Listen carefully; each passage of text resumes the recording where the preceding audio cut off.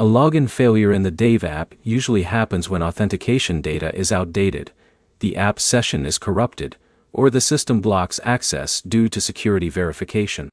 By the end, you'll know exactly why login fails, what each error actually means, and the exact steps to get back into the Dave without guessing or repeatedly trying the wrong fixes. The most common cause is incorrect or outdated login credentials. If your password was recently changed or autofill is storing an old version, the app will reject the login immediately. This creates a loop where it looks like your account is wrong, but the issue is just outdated saved data. Another common issue is session corruption inside the app.io. When the app has been open in the background for too long, or has not been updated, it can fail to refresh authentication properly. That means even correct credentials will not pass through because the session itself is broken. Network instability is another factor.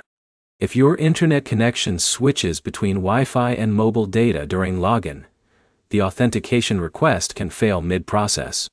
That makes the app think the login attempt is invalid even though your details are correct. Security triggers can also block access. If the system detects a login from a new device or unusual location, it may temporarily stop access until identity verification is confirmed. In that case, repeated login attempts won't help because the system is waiting for verification approval. To fix it, start by closing the app completely and reopening it, instead of retrying inside the same session. Then switch your internet connection from Wi-Fi to mobile data or vice versa, to reset the network path. Next, check your password manually instead of relying on autofill, since stored credentials are often outdated after resets.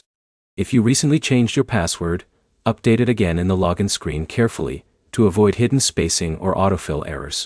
If the login still fails, clear the app cache or reinstall the app so a fresh authentication session is created. This removes corrupted data that can block repeated login attempts. If you see a security or verification prompt, complete it instead of retrying login, since the system will not allow access until verification is finished. To sum it up, login failures usually come from outdated credentials, broken app sessions, unstable internet, or security verification blocks.